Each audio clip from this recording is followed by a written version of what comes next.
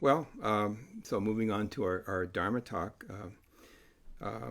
as I mentioned, our guest speaker today is Reverend Fred Brenion, and we're very fortunate uh, to be able to listen to his talk. Um, you know, um, I think I've shared most of this info about Reverend Fred before, but I think there's maybe some new followers that we have on Facebook. So let me share a kind of a brief summary of Reverend Fred's story before we go on. So in 2007, Reverend Fred and I participated in minister's assistant training at West Covina Buddhist Temple under our teacher, Reverend now Bishop Ken Kawata. He's the bishop of the Hawaii district. Um, and 2 years later, during the temple's 50th anniversary celebration that was in 2009, Reverend Fred and I received our minister's assistant certificates. And then we also immediately began training for priest or tokudo ordination, first ordination. And then 2 years later, in 2011, we received our tokudo at the Honzan in Kyoto. And then after another year of training and studying together under a variety of teachers, we received kyoshi, or full ordination or second ordination, at the Honzan in Kyoto in 2012. And since then, Reverend Fred has retired from being a full-time librarian, but he still participates regularly with us, particularly in our district-wide activities such as ministers' retreats and so forth. And also, as he's doing today, at speaking at our Los Angeles Betsuin from time to time. So, without further ado, let's listen to Reverend Fred's talk here.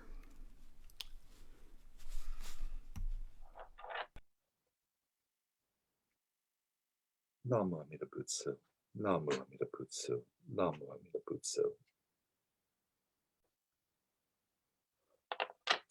Good morning, friends. Thank you for being here at our Sunday morning Betsuin service.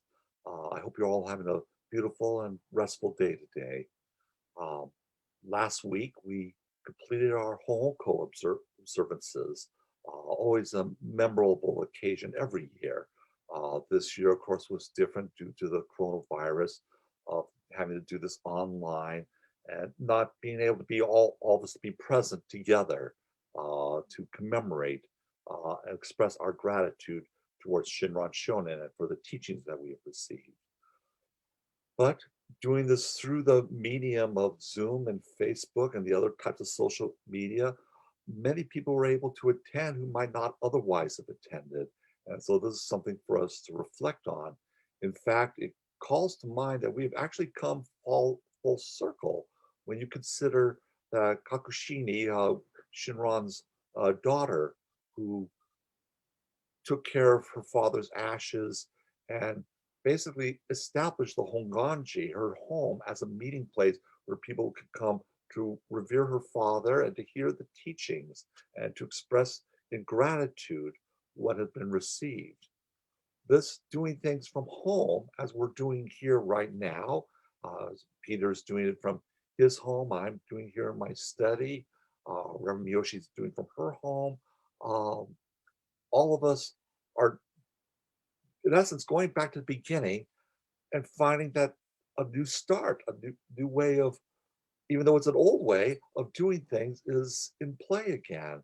And so I look forward to how the future develops from this as we relearn that it's all right to do simple things from the beginning from our homes. And that's how sanghas grow and are built and everything. So this is something to reflect on. Rinban Ito has taught me many, many things. And one of the things that he's taught me that I greatly treasure is a remark that I think he made every year, that in Jodo Shinshu, our year ends and begins with Honko. And that's a very, very positive expression, because most of the time people will say our year begins and ends with. But this is a reversal to show that an end must erupt into a beginning. We must take what has been given and now carry it forward. It's not a done deal at the end. Rather, the end becomes the beginning that we now proceed on. And I think that is a very hopeful, very meaningful statement for us to look at. And so, as we begin the Jodo Shinshu year now, um, what should hit us? But what you might call it a pop quiz. Um, this week is Thanksgiving Day, a holiday that I think is made for Jodo Shinshu, a day to express thankfulness, a day to express gratitude. Um, and I think it is a challenge to us because Honko, as important as it is, and it is, to express our gratitude to Shinran Shonen. But Shinran was almost 800 years ago. The hard part now is to express gratitude and thankfulness to the people around us. It's easy to commemorate the dead, to erect monuments, to erect temples, to erect all kinds of things. But to deal with the living is the great challenge, to express gratitude and thankfulness for the Dharma teaching we receive from each other in the day to day goings ons of life. And this year has been a very, very stressful year. Um, who would have thought that this pandemic would have happened the way that it did? We've met other occasions of viruses without much ado, from SARS, all the various other uh, viruses that have come forth year by year. After a preparation time, we all get our vaccines and we're set to go. Everything went wrong this year. It's not the occasion now to pass blame or to assign guilt and everything. I think we all, through cause and effect, collectively have a share in this on how we have reacted, who we put or don't put into office, all kinds of things. We all have a hand in this. So that is something to bear in mind. This year has also been difficult with, of course, a very divisive election, which is now passed. But now we're still going through divisiveness on how the new administration is to take effect or whether it will or whatever. Who thought that this kind of thing would be happening in the United States of America, but is happening and everything. And so this is also something for us to reflect on. But this week is a challenge because Thanksgiving is a holiday that's very meaningful to me. Of all the American holidays, I love the 4th of July and everything, but Thanksgiving is just that holiday. It's designed to be apolitical. It's really just a family day uh, to get together to get to the foundation of things and what is important in our lives and how we move ahead and everything. And this year happens to be the 400th anniversary of the Thanksgiving that was done by the Pilgrim fathers and mothers in the Plymouth colony in Massachusetts Bay on the year 1620. Theirs was not the first Thanksgiving. There have been other Thanksgiving days. Jamestown in 1619, the year before, had a day of Thanksgiving, but it was spent fasting and going to church and praying all day. I don't think that's a program that all of us want to get behind and everything, but a feast really works for all of us and everything.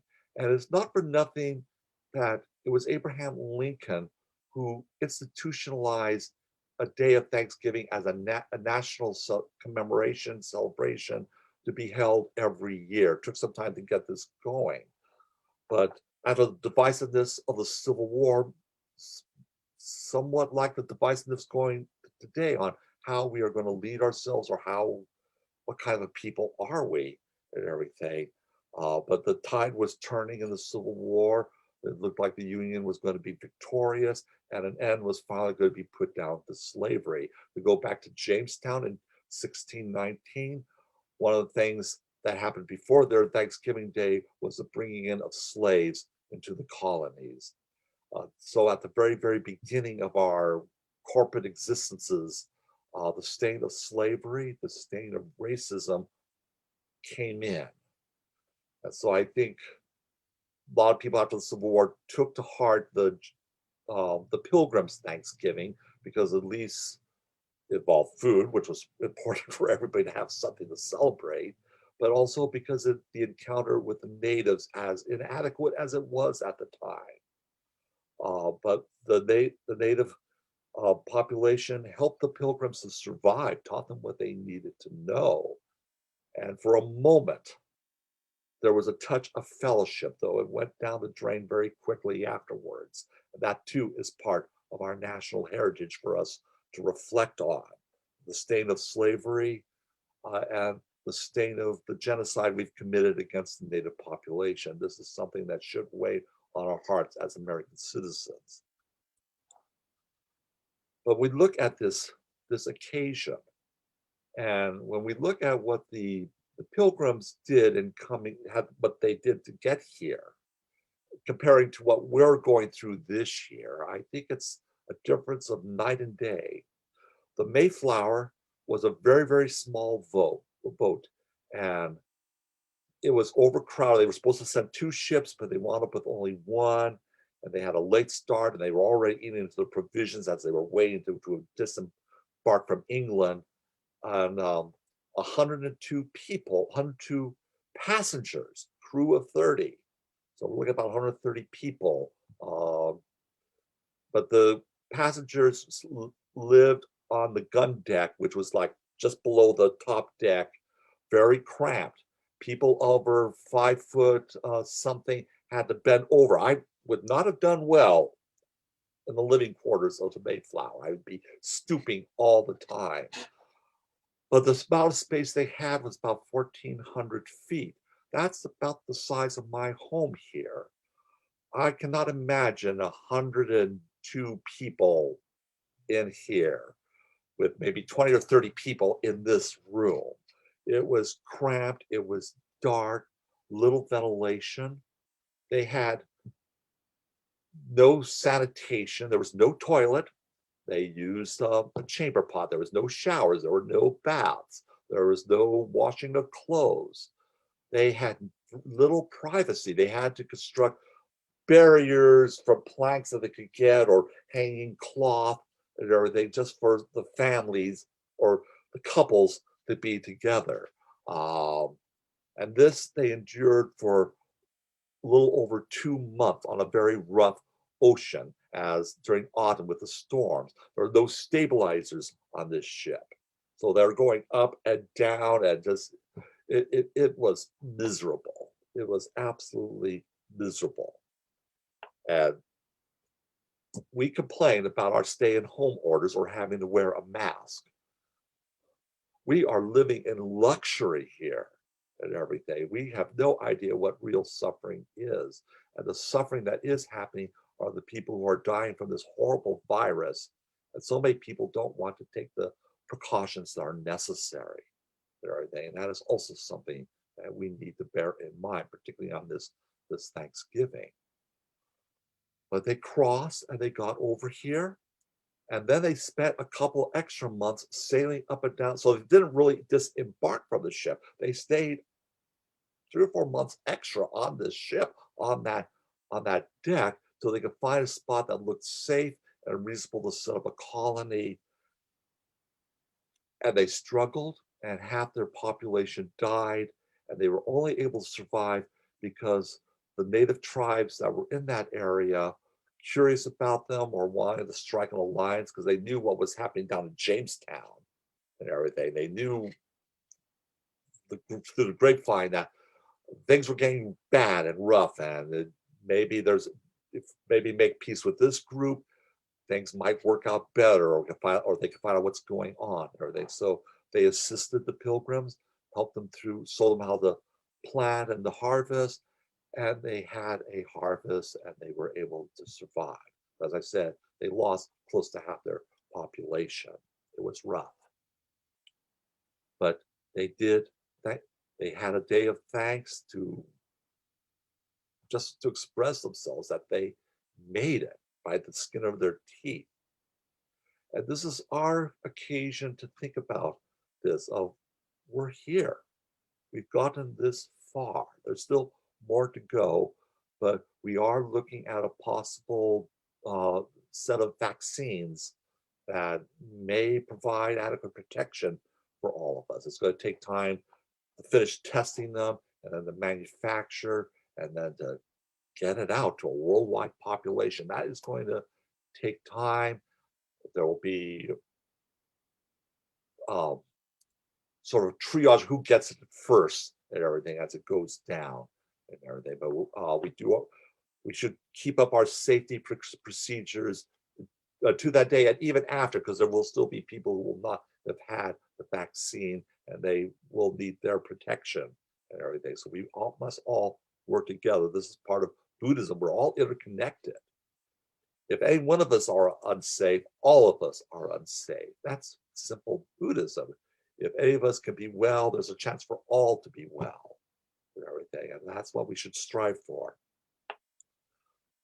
But as we look at Thanksgiving and its meaningfulness, it is a day, as I mentioned earlier, to express thanks and gratitude to the people around us. A hard thing to do, but it's something we need to do. We need to say thank you to our spouses, our children, our loved ones, grandchildren, friends, co-workers, bosses, people who've helped us every day. They all are deserving and in need of gratitude, of thanks. And that is something we need to engage in.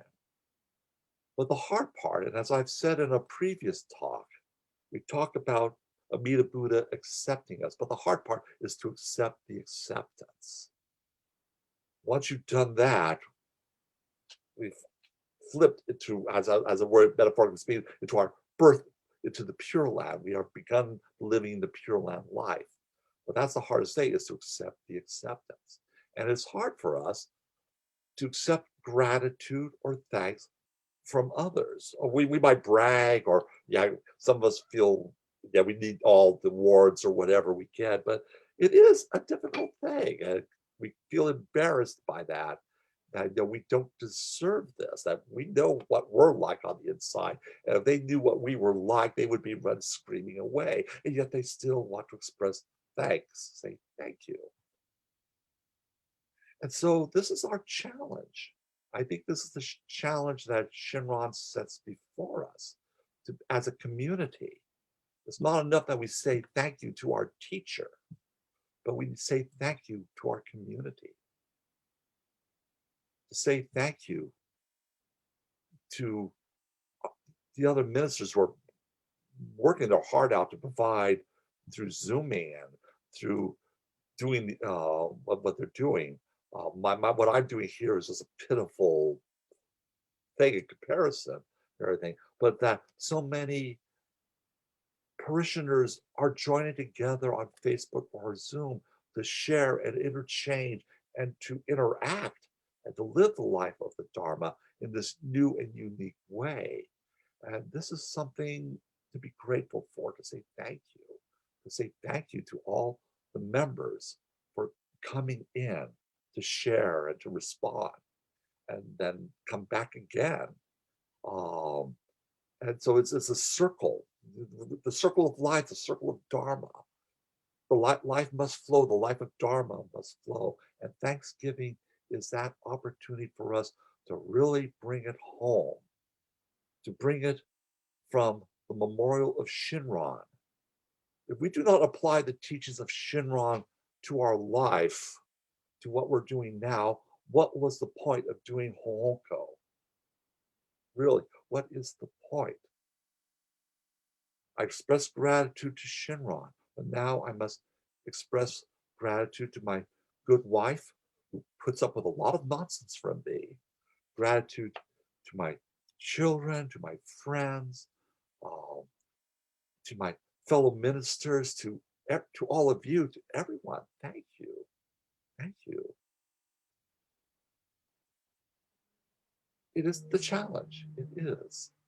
And it's even more of a challenge this year because we can't do what we've done for the last umpteen years of our life, which is to gather around the family table, almost like that Norman Rockwell picture. They have that big, gigantic turkey and all the stuff and everybody in their Sunday best and everything. That's not going to happen much this year. Most of us are either home alone or just with a few family. Our children, grandchildren, friends may not be able to visit because of the danger of contracting the coronavirus. It's easy to catch. I could go to the market to get all the fixings, and the person in front of me may be coughing all over the place, and there I am. So we don't know. Every moment is a risk. So we do have to take our precautions, not just for our own sake, but for the sake of everyone else. Wearing a mask, not just for my protection, but for everybody else's protection. I wear a mask, not just for me, but for all of you and everything. That is Buddhism. That's Buddhism 101 and everything. And so we must think about new ways, just as we've had to think new ways here in our temples. And so maybe what we need to do is tell people to tune in on their tablets or computers. Bring if you have a Nook or a Kindle or a, what should be mentioned brand products, but whatever tablet you've got or um, um, computer book or whatever, but to set at the table, set up a Zoom thing, and everybody can gather together and see each other. Bring your Make your foods at home wherever you're at and set it up so we can all see what you're having. You can see what I'm having and everything, and we just share and enjoy each other. It's a tool that's available, so that it is not that hard to do. We're able to do these Zoom meetings. You can do this at home. Bring your family and friends together electronically to your table. Share the foods. That's figuratively speaking. Enjoy the food that you have, and let everybody see your enjoyment. Enjoy their enjoyment. And the highlight of all this is you won't have that much dish work to do or leftovers to worry about and everything. That is a positive and everything. But gather together in the living room. You've got one of those TVs that do split screen, or just bring your tablets and watch a movie together. But the volume up so you can all make comments about what's going on It's a Wonderful Life or um, Miracle on 42nd Street, one of my favorites or whatever. Um, but you can continue to share, even if they're not physically there in bodily presence, they are still there reaching out through these electronic means. So this is our challenge. Um, the pilgrims had to make tables and homes and huts for themselves to as soon as they arrived for that stinky vessel, they had to do hard manual labor to put their own little cabins together and then struggle to figure out how to grow this food and everything and how to share with other people and all that. That was a challenge. This is our challenge. And I think we can be up to it. Now, one of the highlights of Thanksgiving Day, and by the way, let me go back at one point here.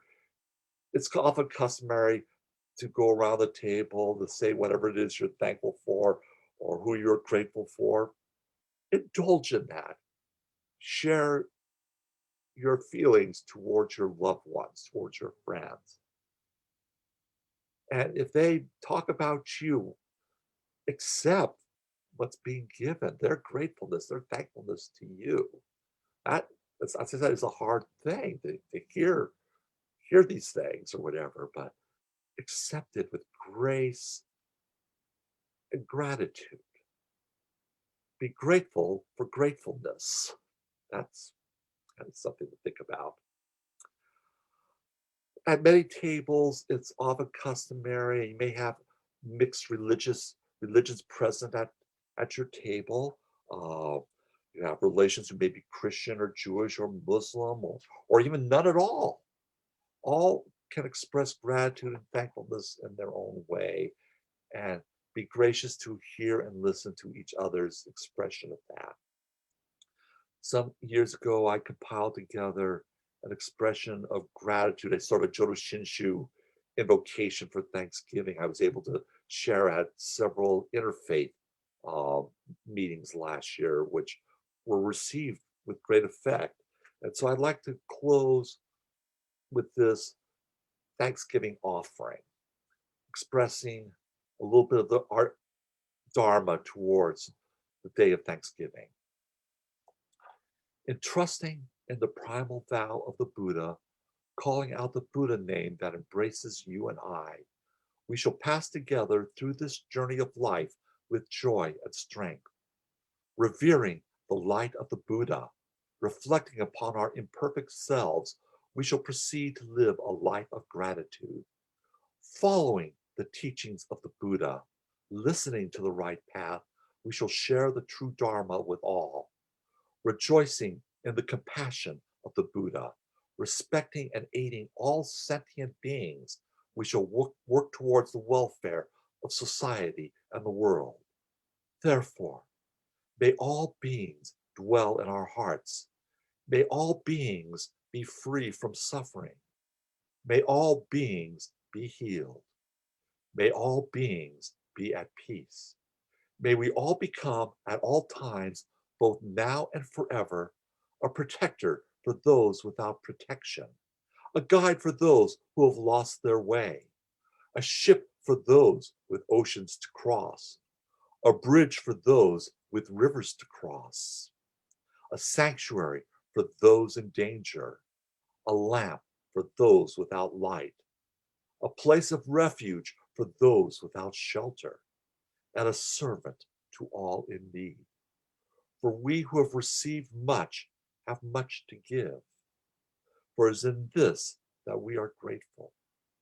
Namu Amida Butsu. Namu Amida Butsu. Namu Amida Butsu. Friends, that's the end of my talk. I want to wish you all a joyous Thanksgiving this year. Be creative, be bold, adventuresome. It may not completely work out the way you like, but that's all right.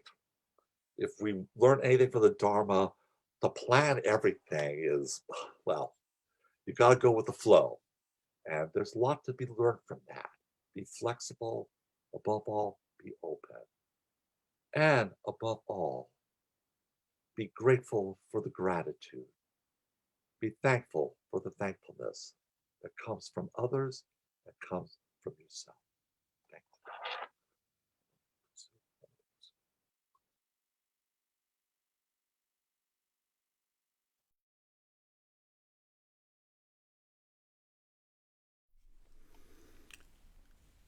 Well, thank you very much, Reverend Fred, for your very timely message.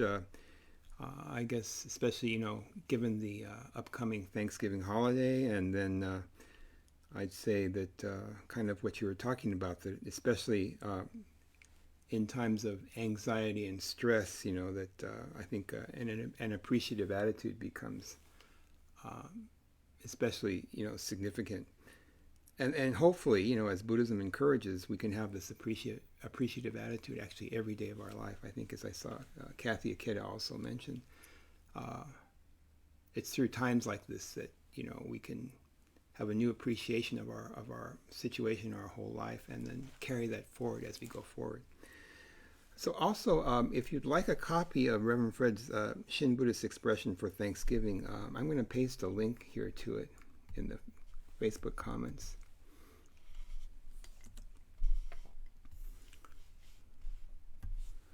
And so in the comments there, if you click on that link, you can download his Shin Buddhist expression for Thanksgiving.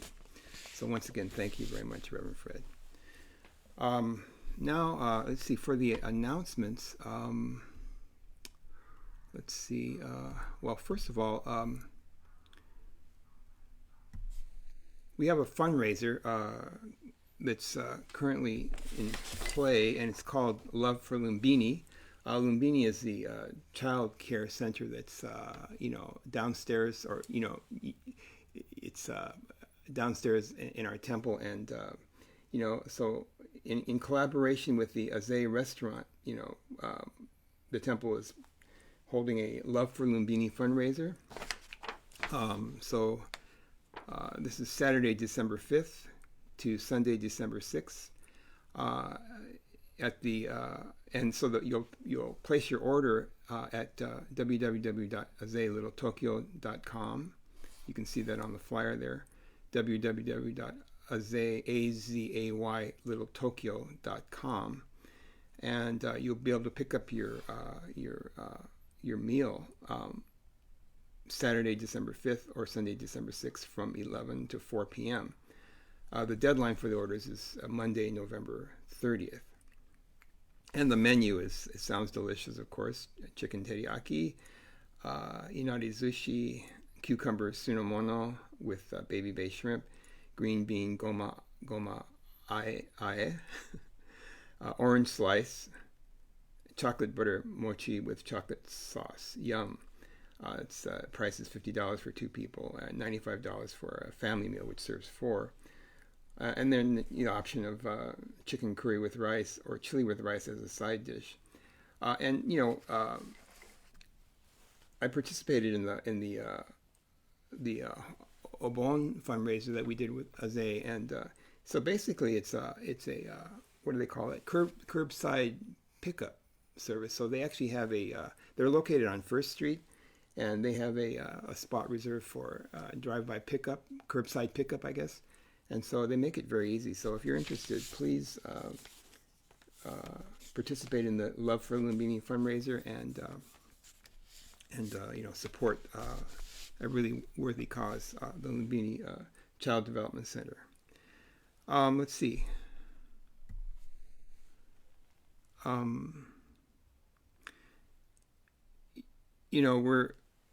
I think as Reverend Fred went over this a lot in his talk, so I won't go over it, but except to also say that there's many challenges that this pandemic has brought upon us, and I do think, and I agree with him, that I think we're slowly starting to see the proverbial light at the end of the tunnel, so to speak, and particularly with the announcement of a couple of promising vaccines, so that's very gives cause for optimism.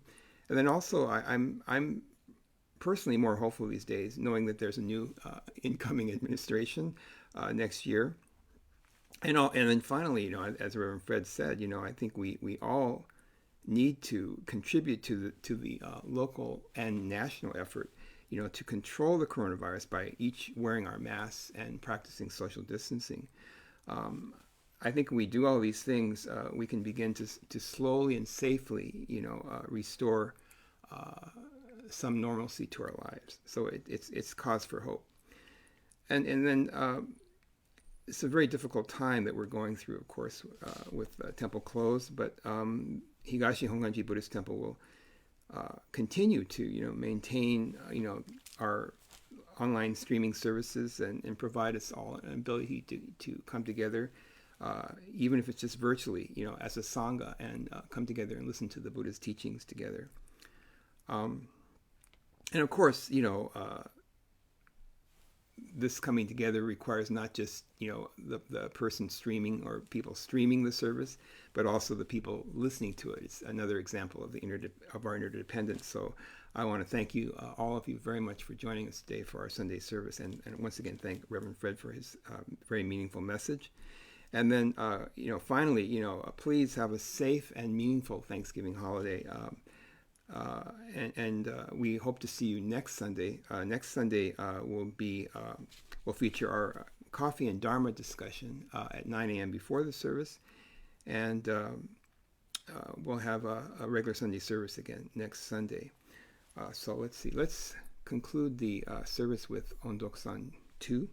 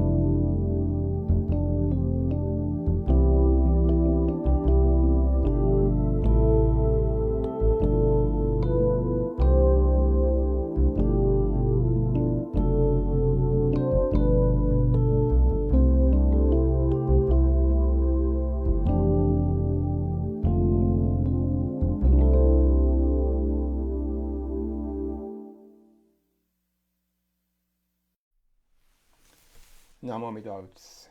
Namo Amidavs. Namo Amidavs.